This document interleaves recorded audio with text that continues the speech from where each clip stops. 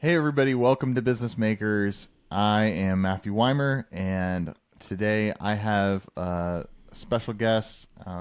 He's somebody that I met on Threads, like many others, but he is somewhat of a kindred spirit. I feel like there's a lot of crossover in our stories, and there's a lot of kindred spirits. But I have Benjamin C. Knight. Do you like to go by Ben or Benjamin? Ben, just Ben. Ben. I like it. I like it. Okay. So let us know where are you in the world right now? I'm in Prague, Czech Republic right now. Cool. It's a really beautiful city, especially the Yeah. historical center. It's awesome. Oh my gosh. And are you originally from Prague, or did you? No, actually, No. I come from Slovakia, the Slovak Republic, which is like Okay. the neighboring state. So I Okay. moved here, I think, 6 years ago. My wife is also from Slovakia. We just hit the bus and moved to another country, I guess. Oh, nice. So That's it's awesome. connected. I wanted to bring you on because I think we have a lot in common. I know that recently you started doing some YouTube videos. And I Yeah. remember I commented on the first one that you had done. What I really liked about what you were doing was other YouTube videos have this thing about them where I think somewhere along the line people said, if you're making content, you gotta you gotta grab everybody's attention every second. And I think what you were doing was just simple because it's a much longer journey than just what we saw on the video. But can you share like just that 5 or more year journey that you've been on? Okay. Buckle up then, because it may be too long. Stop me if you think like it's too Oh, I'll much edit. or Yeah, something. yeah. Okay, so actually I did YouTube before. I had a local channel. It had some really great traction. So that's where I got the skills to shoot videos. But personally, it was really long journey for me. I don't know if you want to talk about the whole YouTube addiction I gone through Yeah. with it, but I think it's connected. And I think it all started, I don't know, 10 years ago when I had some businesses and I was working really hard. I was really pushing. And once something really unfortunate happened, I ended up in hospital because I was overworked. I burned out. Wow. I thought that was a heart attack and I'm gonna die. So that was really crazy. But luckily, it was just the panic attack from all the burnout and stress. So I decided I need something much calmer in my life than doing business. So I went exactly opposite way, I would say. And I find more, calmer job. But along the way of this transformation, I completely lost my purpose. And while I lost my purpose, I started to get a bit addicted to YouTube because I wanted to start something, and I felt like this time I need to do this right, and I need more information. So I started to binge watching all of these videos about productivity and stuff, and to come back to your question about my home videos on YouTube, I felt like I need to do something different than other people do. And I was really angry at a lot of those YouTube videos because, as you said, they were trying to fill every second with some information, with something really attractive, to hold your attention. And I noticed I enjoyed more videos which were of people just, sitting there, and it felt like they were having a conversation with you. So that's what I'm aiming for now, because I'm trying, my strategy is like to make videos I would love to watch and get from those videos the information I really needed. For example, 5 years ago when I got a little bit lost, I think. Yeah. So, you did mention kind of that addiction side of things, and I know that I've struggled with that same addiction, as many others that like I think go through that. And it seems like one of the things is, I know for me it was growing up, I struggled with a feeling of competence. I struggled with that idea of like, there's these normal adults that can do everything, and they know how to do everything. And then I think there's an aspect of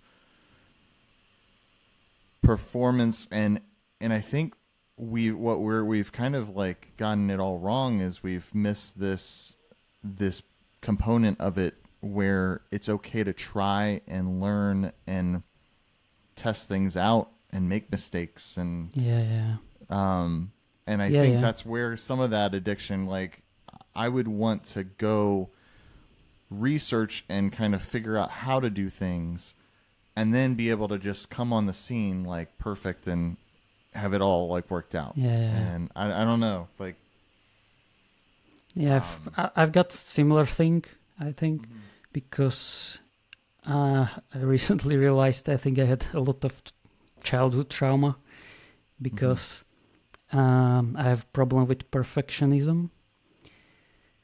So basically, I try, when I do something, I need to make it as perfect as I can. And most of the time I'm not really satisfied because there is not enough time in this world to make everything perfect. So I really struggled with this. And another thing that I view myself having is that I have just two modes. I'm either building something 100%, I have basically like these two modes, which are either I'm all in, doing something as perfect as I can, dreaming about the thing I'm building, or I have this another mode that I'm like in this procrastination mode. I'm just doing nothing basically, and I feel like I'm blocked. And I think this really comes down for me to purpose. Like, if I have purpose, I'm in the mode one, building, and when I don't have purpose, I'm like in this procrastination mode, like not being able to do nothing. So that's maybe something similar we have. Yeah. So how did that what brought you out of that journey, or like what kind of helped move you through that journey to where you are now? Like, what kind of resources, what tools, what things kind of helped change your mindset? Okay. Actually, I think it was the opposite of all the advice I got on YouTube. I think like I tried, all of the hacks and, advice, and what I landed on was I got fed up, I really like felt that if I don't find my purpose, my life will lead just nowhere, no matter what hacks, tricks I try to use, or some other people's, business model, especially those videos, make money by, investing in crypto or something. So I tried a lot of that and nothing brought me some satisfaction. So I was stuck in the procrastination mode, just watching videos, trying to find myself. And I really got fed up.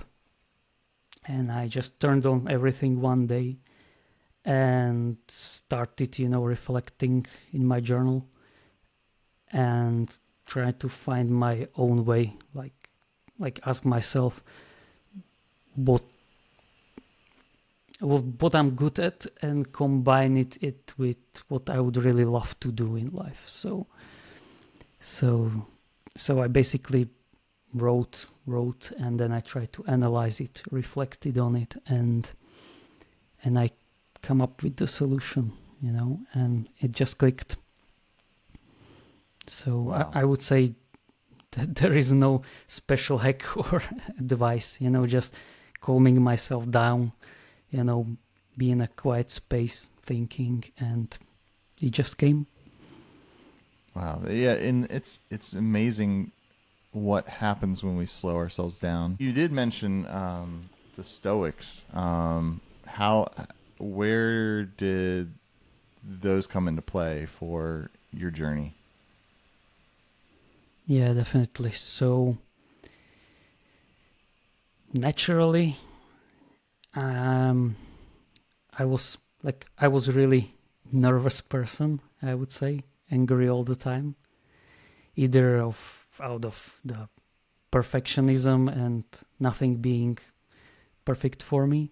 I got angry a lot, and I was really angry when I was driving, for example. If you heard me, speaking when I was in a traffic jam, that was really something. And this brought this, I think this accumulated anger in myself was too much to bear with for me. And I think it was pure coincidence. I love reading books. So I was just in this bookshop and I found a book, Daily Stoic, and something just attracted myself to the book. I don't know what. I was just, okay, I'm buying it. I found some page there and I really liked what they were talking about. I also love reading philosophy, so it was a match. And I came home and I think I read the whole book in one go. It took a lot of hours. I was just hooked and I felt like this made sense to me. I'm really like this person who needs to reasonably think about everything, and I found a lot of answers there. I felt like these people 2000 years ago were thinking really hard about problems I actually have right now, and they've come up with some solid solutions. So it was something that just clicked and made sense for me, and since then I'm hooked. I know that there was one particular quote from, I think it was Marcus Aurelius, to confine yourself to the present. I know we kind of we talked on Threads about that, but what does that mean for you, and how has that kind of shaped your focus? It's one thing I realized when I did a lot of reflections and read Stoics, is that I was always living either in the future, thinking on how I'm gonna make everything perfect, or I was dreaming about the past. I love historical shows and books and documentaries, and I was always thinking like how those people in the past were living these perfect lives. And so I was just constantly switching, like, okay, this was really cool, it would be really cool to live there, and how can I make my future like that? And I actually was never living in the present. And the quote is really special to me because when I read it, I really realized that I have a problem with this. And I'm not disputing that we need to live in the present all the time, because I think it's one of the things why we differentiate from animals, that we have like this ability to think about future and think about past, so we can make better decisions in the present. Mm-hmm. But as an overthinker, I think that I was just too much in the future or too much in the past, so I had to learn it. And I think actually that it's really not that hard. I think it's really natural to be in the present. I don't think there is any trick you can learn, to become present. I think it's a common experience we all have. You just focus on your, I think, senses. What you see, what you hear, what you smell, and I think you are naturally grounded in the present.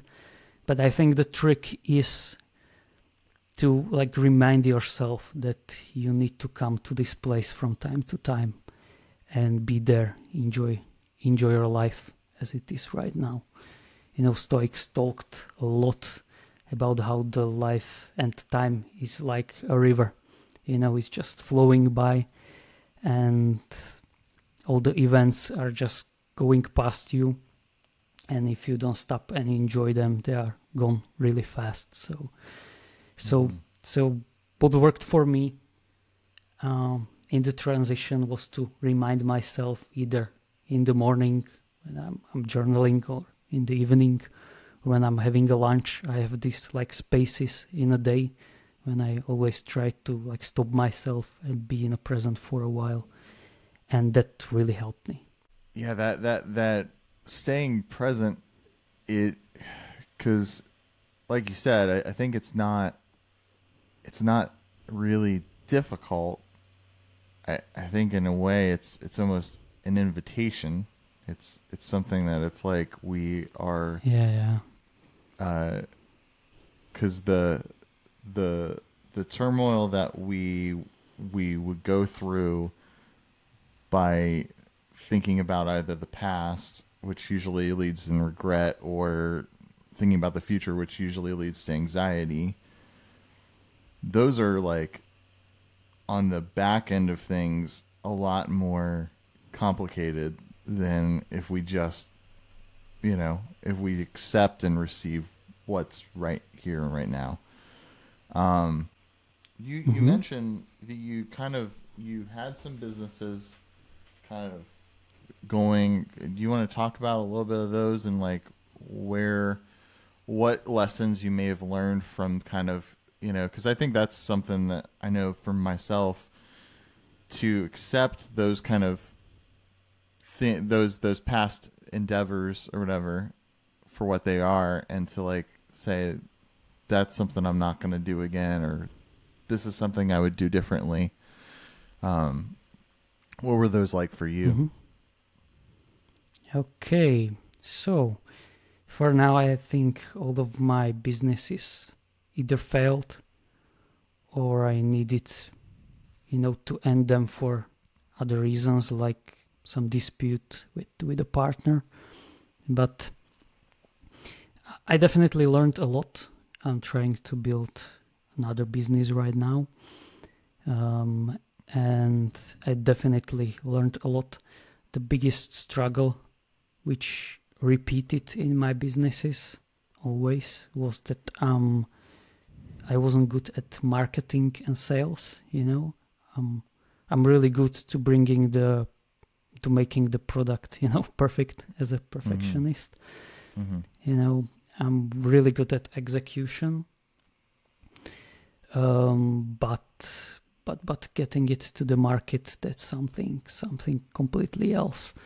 So yeah, that's what I definitely learned, is either I need to get really good at sales and marketing, or I need to find a partner which will complement me,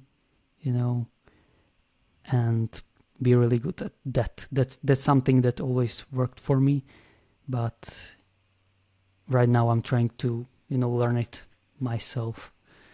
That's also a reason why I'm trying to make an appearance on social media and YouTube. It's, of course it's about sharing important information, but I would love to make a living out of that in the future. So now it's definitely heavy on getting people on board first and then creating the perfect product for them. Yeah. Now you did talk. You've talked a lot about a writing career, which I think you totally would be great at. What is your process for content creation, for for the ideas, whether it's the videos or the threads? How have you, kind of in this new light, having this purpose, like how have you kind of developed your own system for making that content? Okay. At first it was complete mess. I was just, I need to get this out, and I'm not watching any more tutorials, how to do this.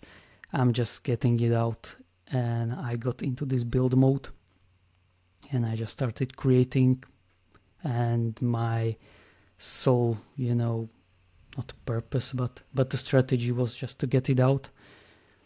And of course, like in 2 weeks, I know this is not gonna work out. I need to make this more, sustainable. So I got recommended some course from a friend that I should do this writing course by Denko, the 2-hour writer, So I did that and find pretty solid system there, and I applied it to my content creation. I adjusted it and been upgraded ever since. And the core is that I try to repurpose everything I can, so I have to only think once about some topic. So I start with writing a newsletter. I put most of the effort there, so that's this topic for the week. And I write it about, I can get into detail of my writing process later. And there is a lot of research involved, of course. I don't want to send something that's not true, or someone recommended it on the YouTube and no one tried it, so I always tried myself, or most of it is just my experience. And then so it's lucrative for my audience on newsletter. They have access to it for 1 week, and after a week I post it as a blog post. So it gets out as a blog post, and complementary with the blog post I shoot a video about the same topic. So that's that. Then I create short form content out of the blog post, everything that comes to mind, and I try to post it on threads. Now I started to post it on Twitter, but it's just since 2 days, so it's not much. So I repurpose this article into newsletter, into blog, into short form, written content for Twitter and threads. I also try to make one post on Instagram with a graphic, so that's involved. And I also try to make reels out of the long video I shoot, so I just cut it in a different way. So I think something similar was advised by Gary Vee long time ago. I think he came up with the strategy of just he was like more about the video, like shoot this long video and make a lot of content out of it.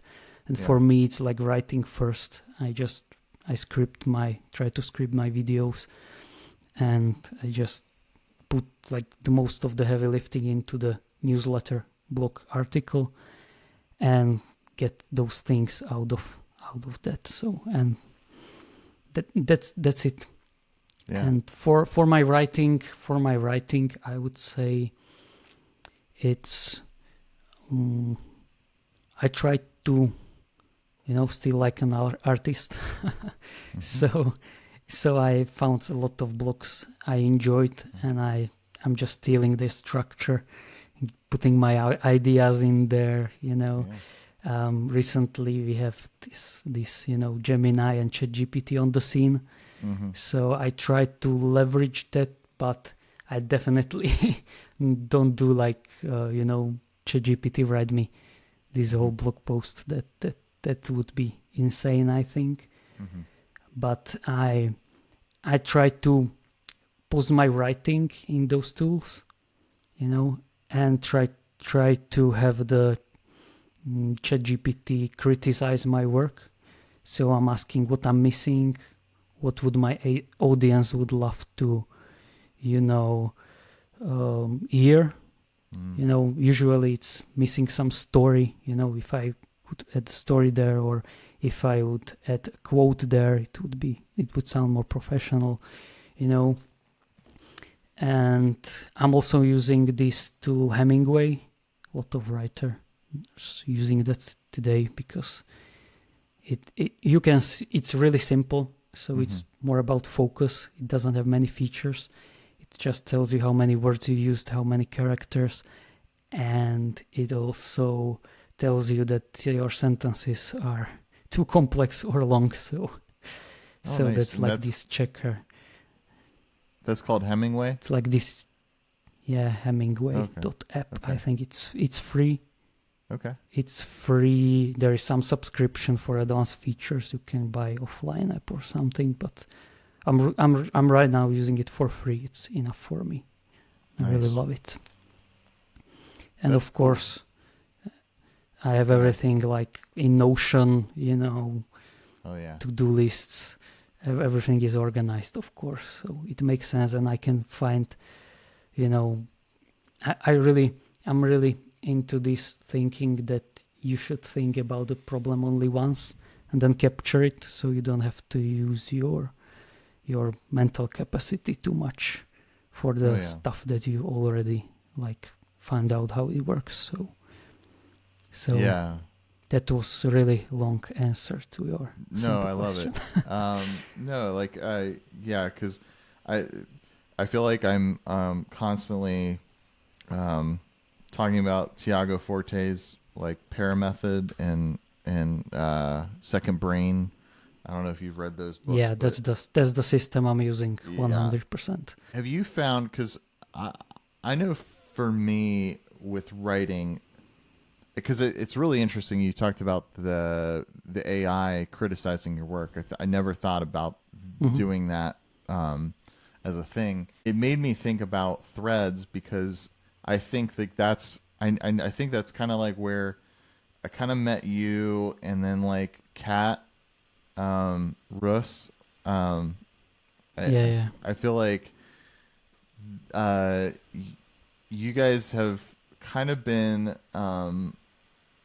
kind of those influences where it's what Threads is great at is being able to test out kind of thoughts, but it's this place where I can kind of just throw things at, like I can throw those smaller ideas, and then if it's like people really jump on that idea, then I can kind of start working. I've actually gone back and I've looked at like, okay, which threads have gotten the most engagement or the most kind of interaction, Yeah, definitely. That's I think the right way to go.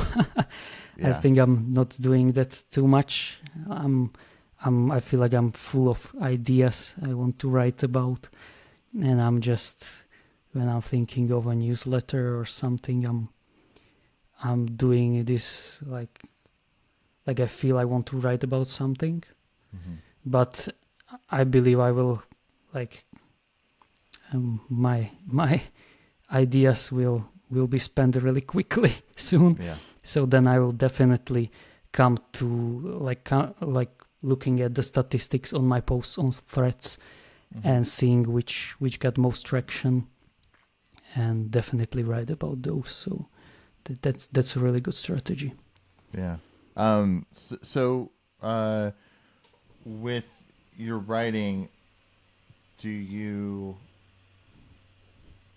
Well, this is a fun question. Is like, do you have any like rituals as far as like things that you do to be in that zone? Like, I know for myself, I listen to like, I've I thought for a long time that listening to music that I loved was a really great way for me to focus, but I found out that if I'm listening to anything that's too kind of exciting, it can kind of get me Mm-hmm.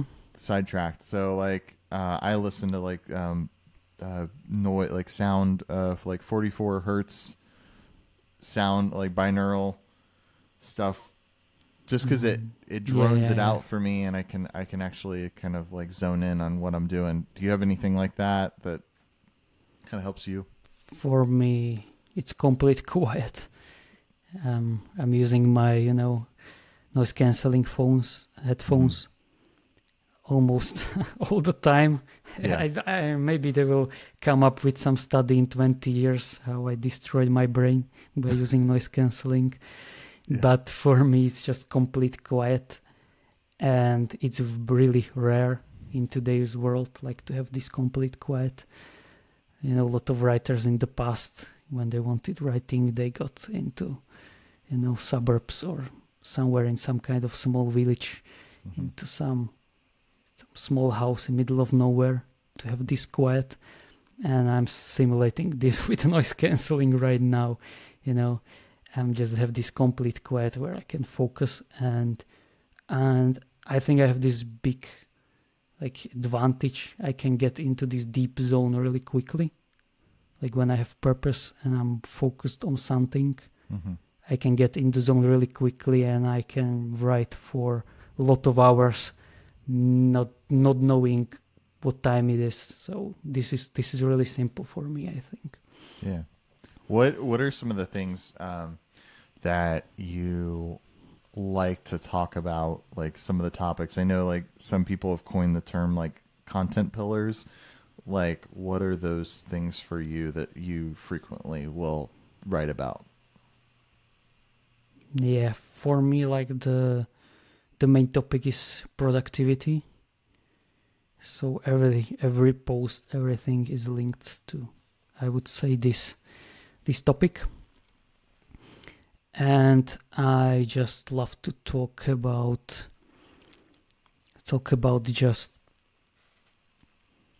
just how to be really productive, I would say, because a lot of the content out there is more about efficiency than productivity. Mm-hmm. And I believe the true productivity is when you have a purpose, you are working towards it, of course in an efficient way, getting rid of distractions. So I would say like my main content pillar is productivity, and these sub topics would be definitely either frameworks that worked for me from experience. It's about purpose. It's about productivity hacks and how they don't work. Especially they didn't work for me. It's a lot of about sustainable work, how to make your work and life sustainable and not burn out. So that's something counter to hustle culture. I like to hate on that too. And definitely there would be consistency. I really emphasize the consistency and its importance in my content. So I would say that those are the main pillars. And of course, now I think of it, some stoicism. Yeah. and quotes and advice. And I really hope that someone out there will, maybe find it in my content, and it will inspire them like it did me, and maybe grab some book about stoicism and it will change their life. So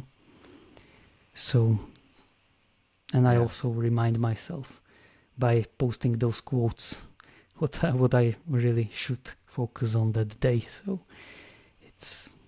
I would say that's it. There's nothing more to it. Yeah. How do you, because I feel one thing that I've been kind of realizing is that I think sometimes I think I might have made a thread about this, but for me, what I've found is that there were a lot of these how-tos and things that we got addicted to are not as helpful when we're not currently doing something. They become really helpful. Some of them, I'm not going to put everything in there, but some of them become helpful once I'm actually kind of producing something, because then I can take that thing and it's now I would say I feel like a lot of personal relational interaction with people like you and I, that is going to be more beneficial in the long run than hearing it from some video or some piece of content that I'm not as engaged and I don't have as much buy-in to. What I've found is that, like, how do you discern between a hack and something that you feel like stands the test of time and is valuable and worthwhile wisdom or information, if that makes sense? Okay, that can be really, I think that's a really hard question to answer. I believe there are a few levels to those hacks and tips. Like, a lot of them are just pure, I don't want to use the word, but they are just stupid. You just know.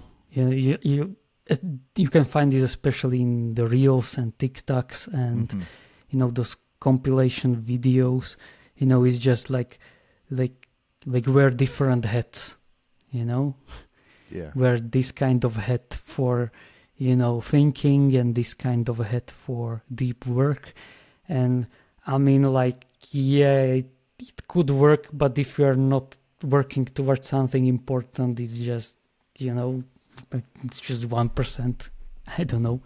So those are just the purely, I would say, stupid hacks you can filter out just by pure just thinking about things.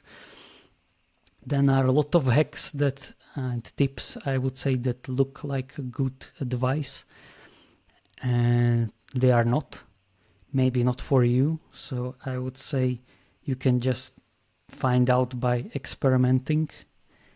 It's one thing to just watch a video and forget in 5 minutes about what it was, and maybe there was some tip that sounded good, but you never actually use it, so you will never find out. So I would say just use the hacks, use the tricks, and see for yourself. That's the mechanic I used. And finding pure wisdom, I don't know. I think maybe it's something that just clicks with you. You just feel on some subconscious level, maybe that it just changes your view, I would say, on the world. So you just know that this is something really good, and when you try it, it really works. So I would think there are these 3 levels, and just experiment with it would be the good way to find out. Yeah, that's a great way. It also doesn't take too much time to find out that some tip just doesn't work. Yeah. Example for me, it's the Pomodoro technique. Yeah. Like, I just used it for 2 days and I absolutely hated it. So I know it doesn't work for me. Yeah. Do you, because you had mentioned, and I think I'm similar, is if I get really geared on, if I get focused towards a certain project, I tend to like not Yeah. want to stop. And so now and I don't know if you struggle with this, but like I do find, I think one of the things I've been trying to work on is when I'm in those focused states, acknowledging my my faculties and my body and my mind, that sometimes when I'm in those states, I get to this point where I am neglecting some of those there's like a threshold. I guess it's like a bell curve kind of deal, but Hmm. where there's a certain point where denying kind of certain things is great. It's like, okay, I'm gonna forgo having lunch because I know that I'm focused on this thing right now, but I'll eat later. But then there's this point where it's like I come out of some of my focus times and I realize, man, I feel awful. Like, Yeah, I'm yeah, glad I have the thing done, but I feel like I am completely depleted and no good for anybody. Especially, I don't know, with having a wife. I know sometimes I've come, you know, I've I get done with yeah. work I feel you. and then she's like, you know, yeah, Yeah, I feel you. It's also my default. I can get lost in my work and then I feel really bad afterwards and I'm not usable, especially my wife yeah, would tell you I'm just like this mindless creature lying on the couch, trying to pull myself together. So that's definitely no good. Um, what I would say and what worked for me is that there are, I would say, seasons for everything. mm-hmm. So it I don't believe it's good to like be in this rest mode all the time, having everything, you know completely sustainable long term, Mm-hmm. thing. I would say there are these two modes, which are the build mode and the sustain mode. And when you're creating something really important, you are interested in it, and you need to create this.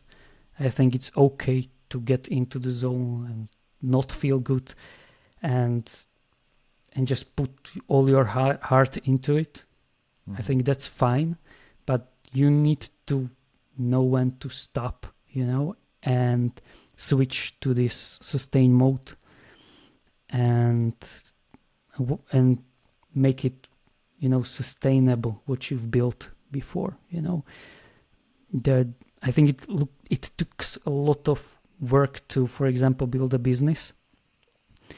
But if you like build it, scale it forever, you will just burn out. So Mm-hmm. that's not sustainable.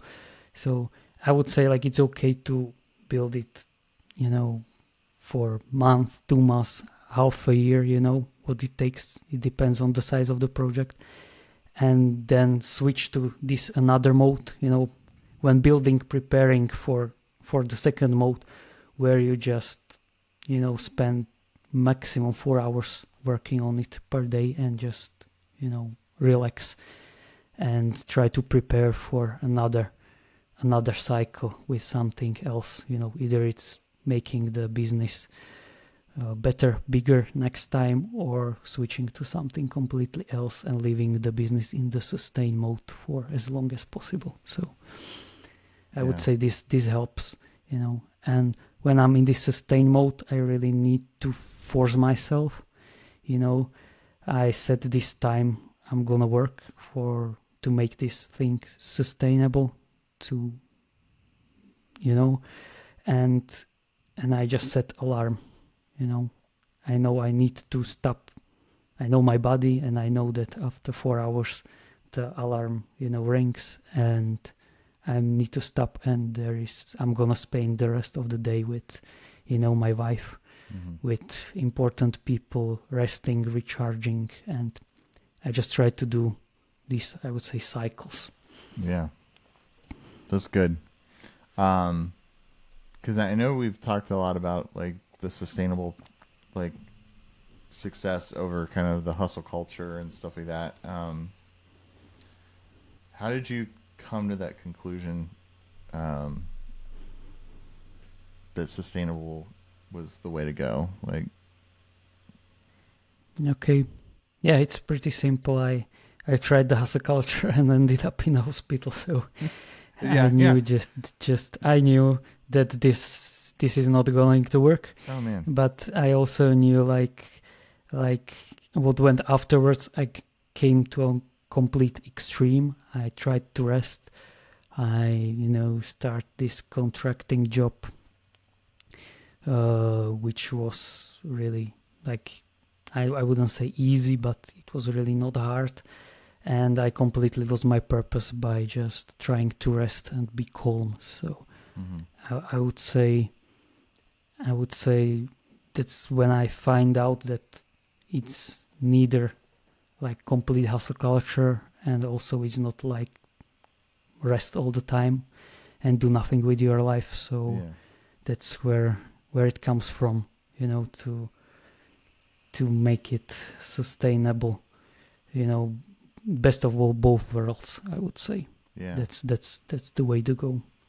Yeah, because I think that it takes like a certain type of person to do what we're kind of trying to do. Like, I feel like I'm recognizing more and more that I'm in the minority of somebody that wants to start a business or start, creating content, that it's just most people like there is a, like, you go to work and you punch in, punch out, and that's it. And it is hard finding that balance.